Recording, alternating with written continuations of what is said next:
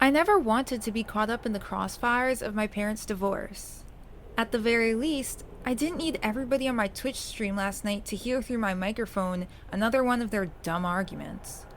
I mean, it took me a minute to realize. Solomon, you slept with my sister, and fine, Sophia, why don't you just drown yourself in wine? Wasn't actually part of the game I was playing.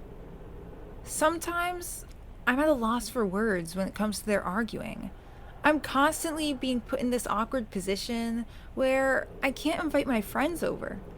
And even if they did drop by at this point, I'm sure they're just as tired of hearing the bickering back and forth about who's in the right and how the other completely ruined our marriage. It's just easier to talk online. I made myself this elven prince with blonde hair with a unicorn for my companion. I know it's pretty much what Urge did with her avatar as well. But it's not like there's a copyright on mythical creatures or anything here. I mean, if she can get 3 million people to follow her on Twitch with her avatar, I can get even more than the 3 followers I currently have on here as well. I guess I really shouldn't be that upset. If it weren't for both of them trying to buy my love, I would have never been playing my PS4 from my dad on my 42-inch flat screen from mom. I just don't think they understand what they're doing to me. Do they even know what it's like to be the girl in every cringe meme floating around school? Of course, it's all because my loving parents think throwing plates into each other's faces is going to help clarify their point of view, especially in the background of my webcam while streaming. The memes are just a moment, but now my life is that one moment. I mean, I get the joke, but I just want to live my life. I don't need everyone to judge me for just a goof. And I don't want to be the laughingstock of my senior year of high school and end up all alone. I wish I could just be like Urge. I mean, I would literally sell my soul just to be that girl, even for a day. She's always so polished, always has perfect makeup on, and I've never seen her crouch over her keyboard like a rat in a cage. I mean, just imagine having hundreds of thousands of followers use your screenshot for their bedroom posters, instead of making fun of your face because your parents make you cringe. Of course, it's a crime if I make a single complaint to either of them about how they're basically ruining any chance I have at a social life. To be fair, I never really hated Mom. It just became impossible to talk to her about anything. The one time I brought up the fact that she turned me into a meme, she was so drunk I almost wanted to slap the hell out of her. I'm not sure what I was thinking. Talking to her like she was sober enough to understand a coherent thought, she was clearly drinking, as if she had just ransacked the local liquor store and was attempting to get rid of the evidence. And of course, Dad wasn't much help when he was out working his second job to pay for Mom's home bar tab. That was definitely one of those nights I had to crash over at Aunt Belleth's house. Luckily, she lived only a couple of miles down the road. And Mom wasn't about to use the Jeep anytime soon anyway. So I grabbed the keys, headed out down the road, and just had to deal with Dad's phone call whenever he got back home. It felt nice to clear my head through the crisp Alaskan air. Even though I was pretty much shivering off the little excess body fat I had while wearing my favorite vest coat and a pair of jeans, it felt better to finally hear something other than the sound of either of my parents at this point. Sometimes, when the moon was full, you could see its reflection bouncing off the snow mounds onto the smooth white sheets between the trees. It was like shadows of the wind that swirled those mounds together and pushed dimples into the surrounding temporary landscapes. A part of me was content with the drive alone. If only I sneaked some gas money away from Mom, I probably would have just kept driving until I got Dad's phone call instead of driving to Aunt Belle's. I always liked Aunt Belle, though. She was the type of woman who knew how to make an entrance and always had such amazing taste. She has the most beautiful house I've ever seen. I would go over there as a kid over the summer and catch butterflies in her garden. She would take pictures of me and make a scrapbook with them and the butterflies we would catch. They were always so pretty, but I felt sad every time one of them would die. One evening, before the divorce, my parents and I went over for dinner. I remember I was pretty excited because Dad told me Aunt Belle had made a couple pies for dessert, and I was going to be able to try apple pie for the first time. I never even had pie before, but Dad told me it was one of his favorite desserts growing up, but had never had hers before either. Mom was quiet. She always was back then, before the drinking. But I remember, even though we were all together, she still looked like she was holding back tears. I felt my phone vibrate, and I figured it was Dad. I didn't want to look to find out right now, when I was almost there. Or at least, I thought I was. I started going around a bend I didn't quite recognize. It must have been the turn. I had passed the gym, but had already hit the construction site ahead where they were building new houses. I was about 6 miles past where I should have turned into Aunt Belle's house. I must have been wrapped up in my head. I didn't even notice the landmarks I usually do. Luckily, there was a spot to pull over right ahead. I could give Dad a call back. At the very least, I should probably give Aunt Belle a heads up that I was on my way over. She never really minded that I would stop in every now and then, but I also never really wanted to be one of those people who just show up unannounced at someone's door. I pulled over and pulled out my phone. I had a message on my Twitch. I don't remember setting it up on my phone though, but no call from Dad or anyone else for that matter. I probably left my Twitch up and running again. This is why nobody follows me on there except people looking to get a good shot for their next meme. I really have to stop streaming before I leave the house. Still, I didn't even remember downloading the app. I let out a sigh and looked into the forest that was in front of me, surrounding the construction site. Off in the distance, I could see a pack of wolves that were playing with each other. It almost looked like they were playing tag the way they were going back and forth. I'm not sure I ever heard of animals playing tag. Sometimes I wonder if maybe we're actually not really playing tag either. Maybe deep inside in our animal brain, we're really training on how to run away from monsters that were real at one point. But now we've become so disconnected from our evolution, we wouldn't recognize those monsters, even if they were right in front of our face. Maybe we really became the monsters we're trying to run away from in the first place. I dialed Aunt Belle's number, but it was busy. So I shoved the phone back in my pocket and turned around. As soon as I got to the driveway, I could feel my phone vibrating again. This time, I figured it had to be Dad. I'd just pick it up when I got inside. By the time I got to the top of the driveway, my phone stopped ringing.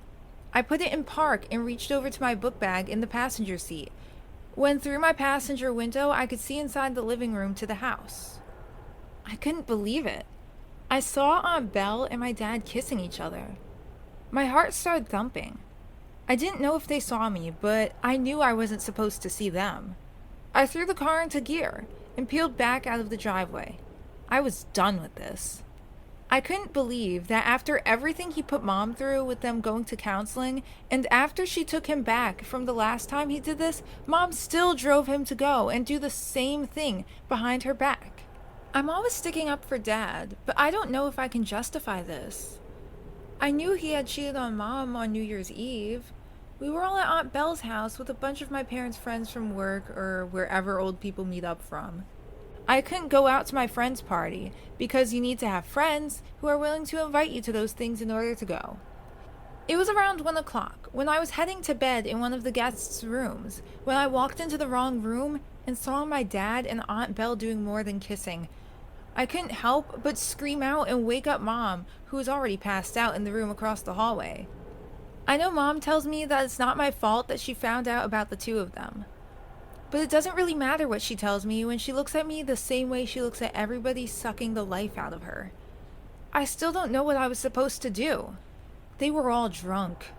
Was I supposed to babysit them to make sure they didn't do anything stupid, like destroy their 15 years of marriage?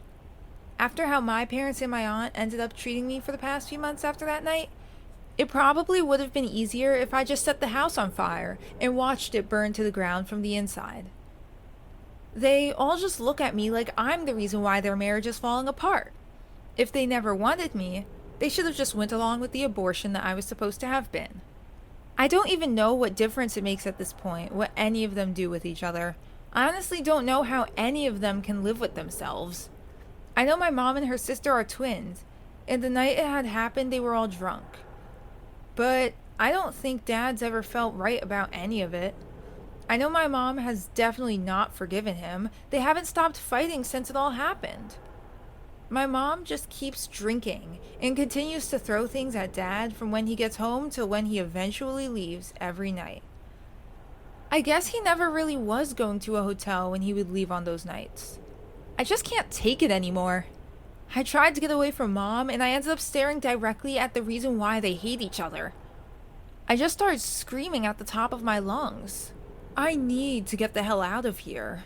I didn't know where I was going to go. I didn't care. I just knew I needed to leave.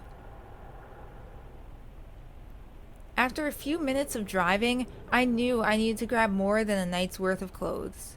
Begrudgingly, I found myself parked in front of my house. I sat outside in the Jeep for what was probably at least a half hour, trying to just breathe before I went inside. My phone had been going off at least 100 times. I didn't want to hear it from anybody right now. I just wanted to go in, bag up as much as I could, and leave. From the second I walked in the door, I could hear my mother belligerently blurting out what most likely were obscenities. I'm sure she thought I was Dad. "Home late again!" she screamed from the other room. I really tried to be calm, cool, and collected. But from the second I heard her slurring out her words, I could barely contain myself. "Can you just shut up for one night? God!" I screamed. "Of course," Mom responds. "Who are you talking to? I know you're not talking to me in that tone." Her drunkenness wafted up to the top of the stairs, where I was taking my final stand against her. "You go to your room, young lady, and you stay there till kingdom come." I stormed down the hallway to my room, slamming the door behind me. I just didn't care anymore. She's being so selfish. I was done dealing with her. I started packing. I had a hotel address written on a piece of paper Dad gave me. It was the one that supposedly he was staying at when he wouldn't be home. When he gave it to me, he told me it was just in case I decided that I had enough. I'm sure I could get them to charge a room to his credit card or whatever his sugar mama, Aunt Belle, gave him for allowance. If only I could remember where I left it. In my defense, my room was a bit disoriented from me throwing everything I could stuff into my suitcase. I looked everywhere for the paper when I finally saw it, sitting next to my controller that still had the power light on. I looked up to see the webcam on top of my TV still had its light on as well. I couldn't believe I had been streaming that whole time. A rush of blood and panic had set in. I had to log off, but the TV was blank. I guess I had gotten kicked off. To this day, I'm not sure if I had turned the TV off or not. I went to reach for the power button when suddenly a message popped up. It said, "New message from Urge." I couldn't believe it. I know they say never meet your heroes. I'm sure that included talking to them online. Not that now was the best time to have a chat with my idol either way. My heart was pounding. I never talked to anybody I ever followed before. I couldn't stop my mind from racing about her, probably seeing everything that just happened on camera though. I couldn't believe I was still streaming.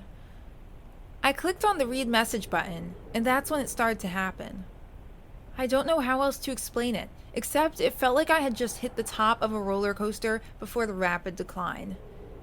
Except instead of being on a roller coaster, I was being sucked into my webcam. It felt like how people tell you what it's like to be sucked into a black hole. I'm not sure people go up to you all the time explaining this, and I'm sorry for assuming. But imagine that feeling of being spaghettified and then compounded into something so small that it's the size of an atom. Except when I came to the other side, I was back to what looked like my original size, but felt like I was atomically falling apart. There were more brightly lit colors than I could even imagine. It felt like the world was painted in translucent neon gas and was draped over everything. Everywhere I looked was blinding and simultaneously felt like it was flooding into me. The more I could keep my eyes open, the more vivid and concrete things became. That's when I started seeing what I assumed were other people, but they looked more like mannequins with faces painted on them. I don't know why it took me so long to figure out I was inside the game I was playing from earlier. Outside of the obvious questions of how I got here or why I'm here, I just feel dumb for taking more than a few minutes to realize the reality of the situation. But it was at that moment when, surprisingly, I saw a familiar face. Although it looked a lot more pixely than I would have imagined it to be before my current reality. At the very least, I pictured us meeting in a lot of different circumstances than this. I figured I'd call out to see if it really was her before she got too close. "Hello? Urge?" I called out. The mannequin looked directly at me. It was her. She kept waltzing closer, like she was in a trance, with a blank expression on her face, as if she just saw someone get hit by a car. She came within a few feet of me, and I expected her to say something to me. But she just stood there, with her hair laid perfectly and clothes as if she had carefully thought through how each of her movements would affect the sway of her getup. She kept getting closer, slightly biting her lip. She leaned in and whispered into my ear. "I guess me summoning your soul here through your Twitch stream finally worked. I've been trapped here for so long. Now I can finally go home to Mama." I didn't realize I could be even more confused than I was when I first got here a minute ago, but I let her continue as she embraced me tighter, tears falling down on my shoulders. "They told me I'd never be able to leave to go back to the real world unless someone came for my place first. They said it was like a game of tag. Someone has to be it, or else it all ends." She slightly pulled her head back as her embrace felt stronger. We locked eyes. Her pupils looked like flames igniting, and a slight smile slid across her face. "Thanks for coming to save me, Demi." And she kissed me. I felt weak. I had looked up to her for so many years, and she knew who I was. I didn't know what to do, though. I didn't know if I wanted her to stop or if I wanted to kiss her back. But as I tried to pull away, her grip became like steel vices. I couldn't move. She wasn't letting me move. I could feel what I can only describe as my soul materializing into the game, as I could feel like I was losing every sense I had ever known. I couldn't feel. I couldn't hear. I couldn't taste. I couldn't smell. I could only see a resonating light coming off of me until I saw it leave my mouth and start to seep into Urge's lips and mouth. She was literally sucking the essence out of me. I started to feel my nerves and sensations all rushing back to me, like they had been manipulated into something with less of a visceral feeling to them. I remember faintly hearing Urge whispering something to me with a look of pity on her face. "Don't worry, Demi. This isn't your fault," she told me. But it didn't really matter what she said, when she was looking at me like she had just sucked the life out of me. She let go, and I collapsed on the floor. I was drained.